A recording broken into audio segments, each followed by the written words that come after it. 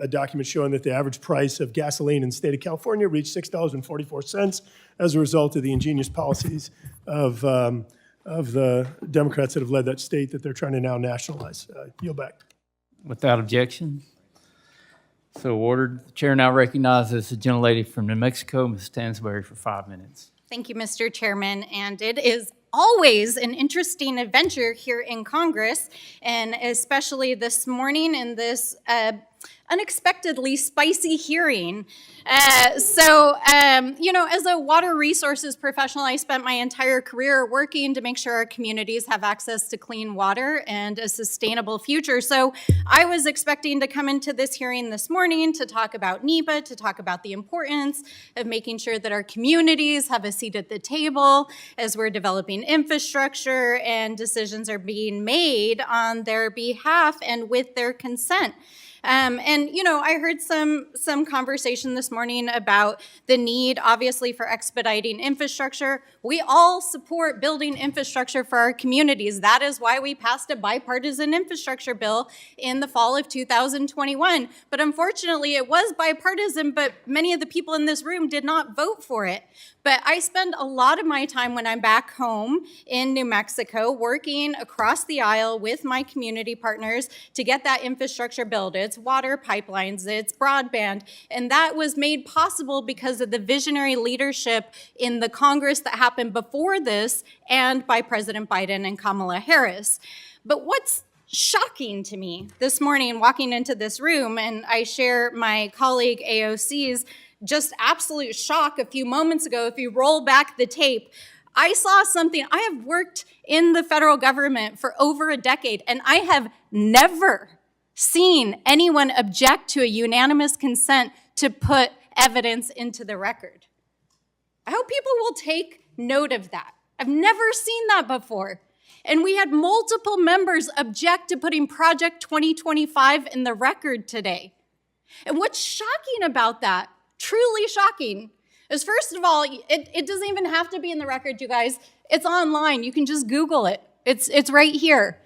And if you read it, AOC actually read from page 61 of this report, which was written by Donald Trump's OMB director. The section on CEQ is specifically about the provisions that are in the bills that are on this agenda today. It literally is calling for the things that are in this bill. That is literally what it says. You can read it. It's right here online. And not only does it say that it should implement what Donald Trump did during his administration, it says right here on page 61 it should go further. It says that it should use the judicial review that the Supreme Court just put into place by overturning Chevron deference to make it possible for the administration to go further. So when my friends across the aisle, and I respect and I want to work with you all on a bipartisan basis, say that Project 2025 has nothing to do with what's happening here today, it has everything to do with what's happening here today because it's all right here in this document. So I'm just genuinely shocked. I hope people will replay the clip over and over again of the objection that just happened here a few moments ago, because I have never seen that happen. Now, let's talk about NEPA for a moment. NEPA was put into place in the late 1960s. It passed and then was signed by President Nixon. It was signed and passed on a bipartisan basis. Now, I just heard a comment about how Democrats have broken trust over the Fiscal Responsibility Act.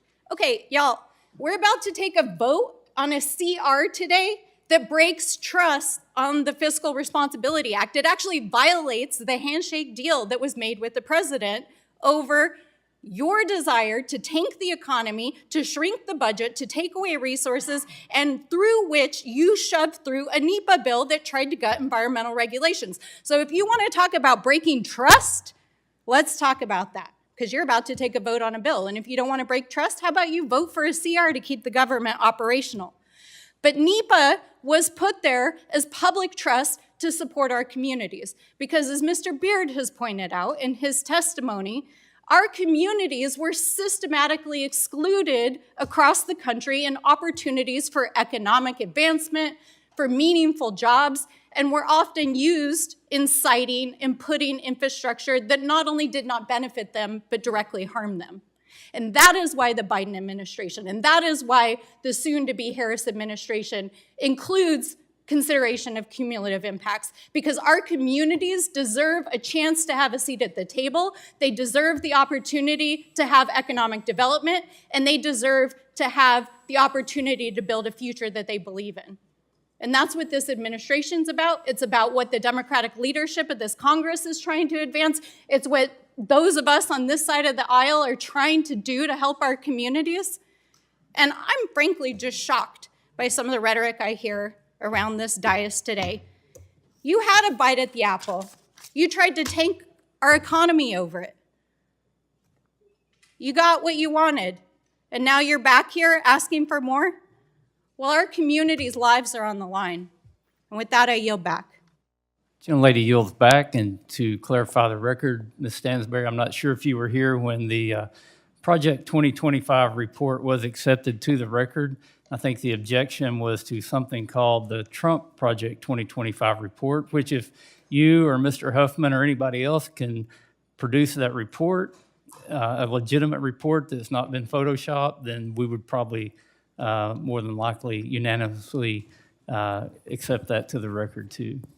Mr. Chairman, I respect that, and I have deep respect for you as well, but I think you can replay the tape, and that is not what was objected to, so thank you. We could argue about that, but we will move on. And for the record, Mr. Chairman, I've had Democrats object to my UC request last Congress when they were in charge. Yield back. Really, which one? Mr. Carl, the chair recognizes Mr. Carl for 5 minutes. Do I have to?